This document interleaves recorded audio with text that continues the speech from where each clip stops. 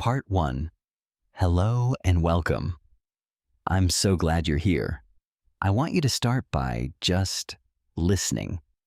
Not to my voice, but to that other voice. The one that sometimes whispers to you when you're on the verge of something important. A job interview, a first date, a difficult conversation, a moment where you need to speak up for yourself or for an idea you believe in. What does that voice say? Does it sound a little like this? You don't belong here. Everyone else is smarter, more prepared, more deserving.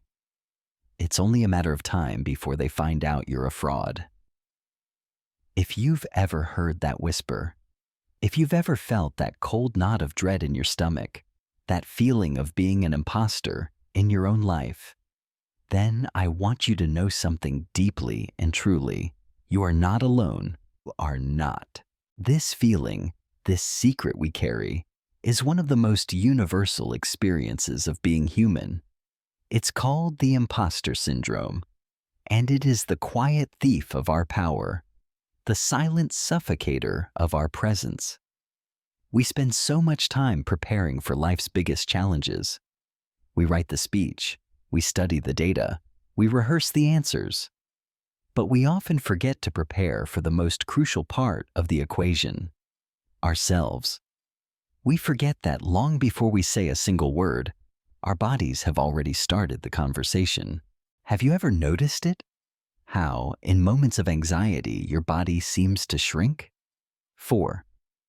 You hunch your shoulders, you cross your arms over your chest, you make yourself smaller as if to disappear.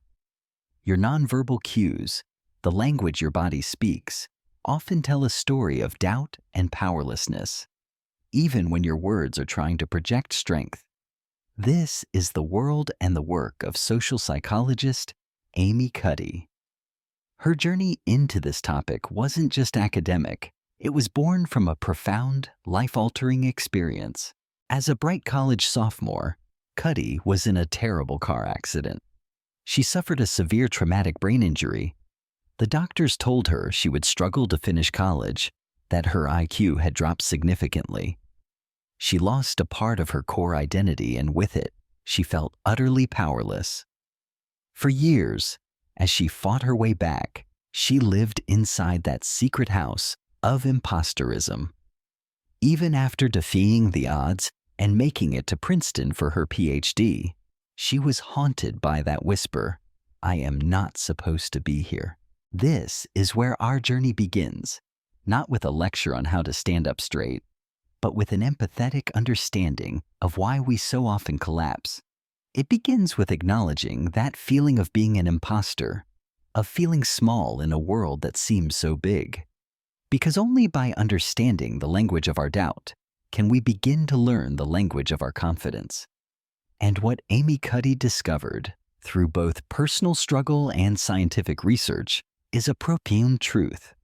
While our minds can shape our bodies can also shape our minds. Part 2. So, how do we begin to change this conversation our body is having? How do we move from a state of self-doubt to one of genuine self-assurance?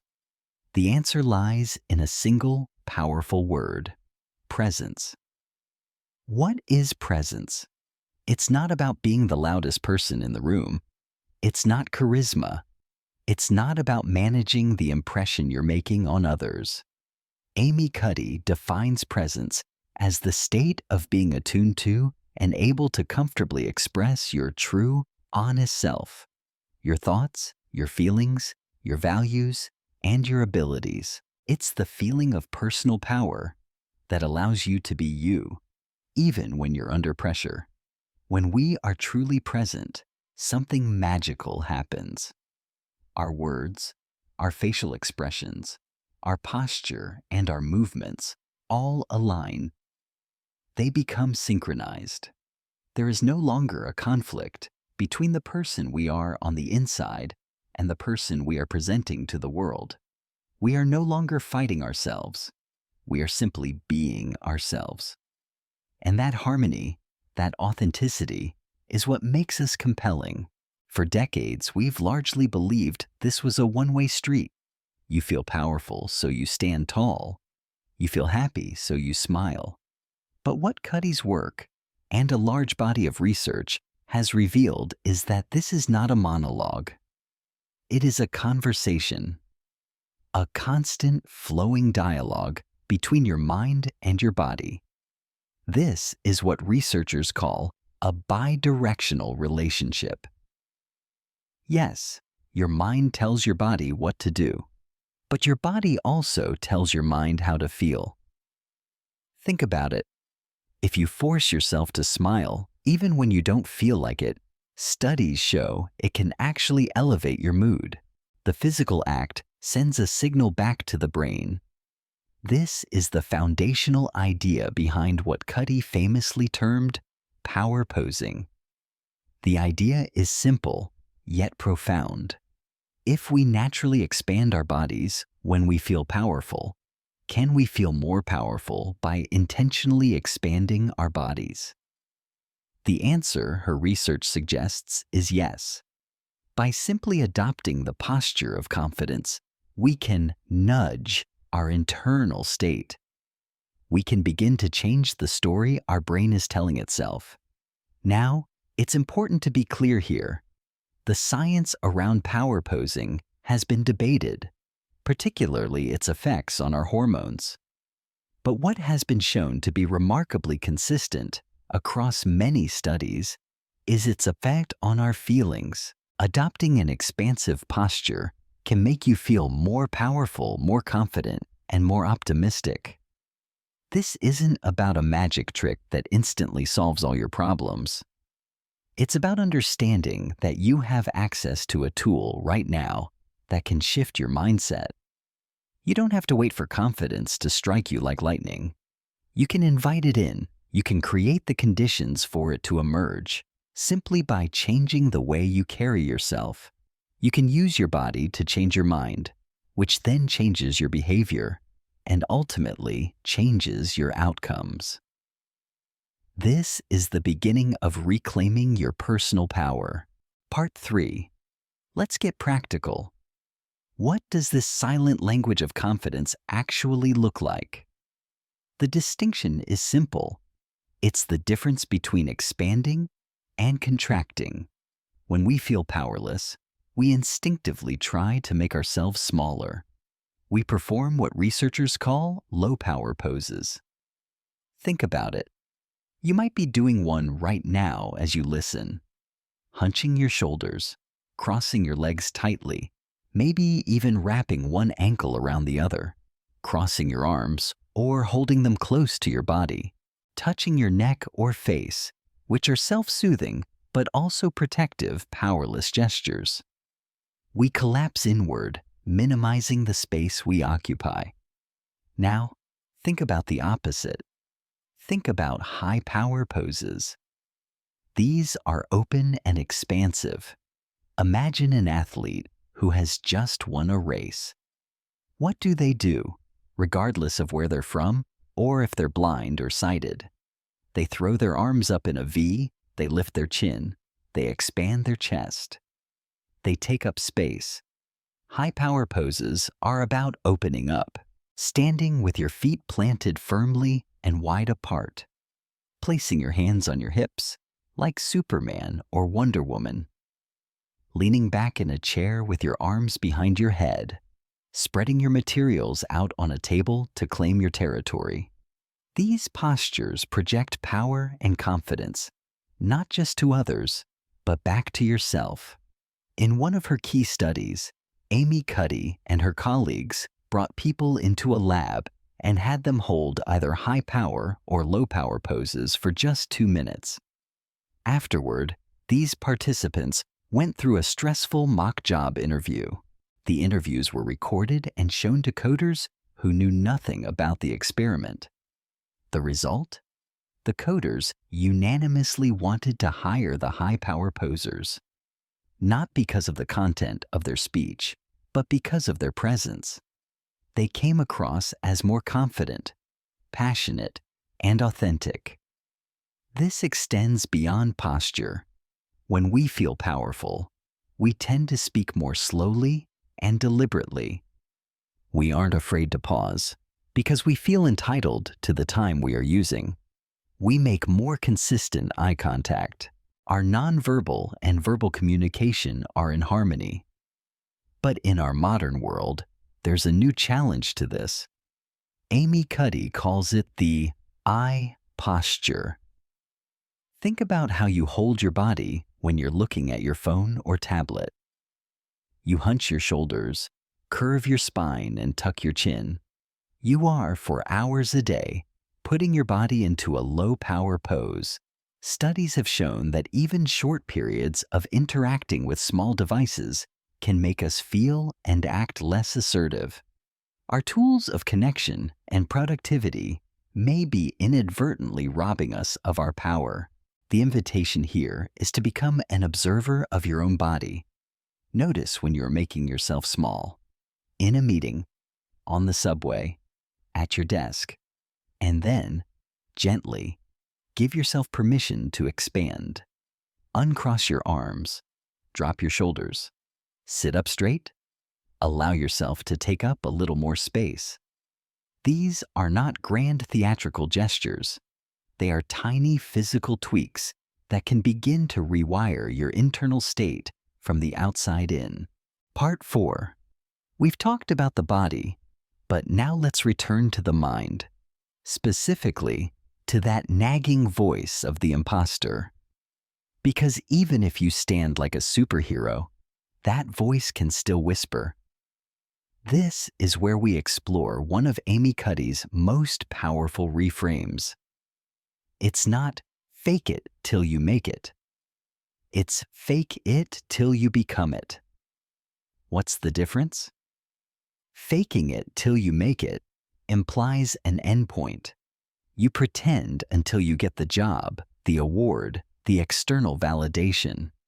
It's a performance for others. But faking it till you become it is an internal process. It's about embodying a new way of being until it is no longer an act, but an authentic part of who you are. Let's go back to Amy Cuddy's story. When she was at Princeton, terrified and convinced she didn't belong, she went to her advisor, Susan Fisk, and told her she was quitting. Her advisor looked at her and said something that would change her life. She said, "You are not quitting. You are going to fake it. You're going to do every talk you're ever asked to do. You're just going to do it and do it and do it, even if you're terrified and paralyzed, until you have this moment where you say, 'Oh my gosh, I'm doing it. I have become this.'" And that's what she did. For years, she faked it. She gave the talks, feeling like she could go blank at any moment. And then, one day, years later, she was teaching at Harvard. A student came to her office crying and said the exact same words she had once said to her advisor. "I'm not supposed to be here." And in that moment, Cuddy realized something profound. She no longer felt that way. She wasn't a fake. In the process of faking it, she had become it. This journey of becoming is not about arrogance. In fact, Cuddy is clear that arrogance is just a smokescreen for insecurity. It's a weapon people use to deflect challenges. True confidence is a tool. It's quiet. It's open. It invites people in and allows you to listen, to learn, and to connect without feeling threatened. So how do we practice this? One powerful way is through what's called self-affirmation. This isn't about looking in the mirror and chanting, "I'm great." It's about grounding yourself in your core values. Before a stressful situation, take a moment to think about what truly matters to you: your family, your creativity, your kindness, your integrity. Write down why that value is important to you. This simple act reminds you of who you are at your core, making you less dependent on the judgment of others and more anchored in your own self-worth. When you combine the physical practice of expanding your posture with the mental practice of affirming your values, you create a powerful synergy. You are telling your mind and your body the same congruent story. I am here, I have value, and I belong. You are not just faking a feeling. You are stepping into the truth of who you already are. Part 5. We have traveled from the depths of self-doubt to the science of presence, from the anatomy of posture to the journey of becoming. Now, we arrive at the most important place, the present moment, and the simple, practical steps you can take today. Presence is not a destination you arrive at one day and then inhabit forever.